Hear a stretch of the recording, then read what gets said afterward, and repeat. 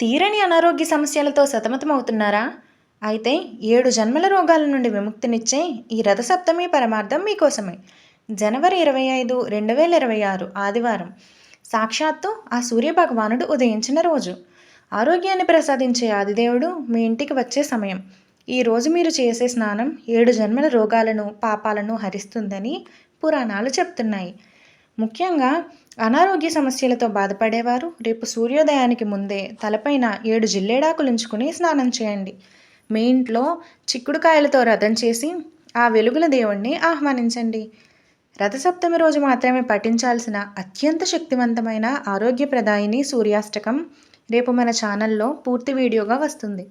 అది మిస్ అవ్వకుండా ఉండాలంటే వెంటనే ఛానల్ని సబ్స్క్రైబ్ చేసుకోండి. అలానే పూజ గురించి లాంగ్ వీడియో కావాలనుకున్న వాళ్ళు ఆలస్యం చేయకుండా వెంటనే కమెంట్ చేయండి.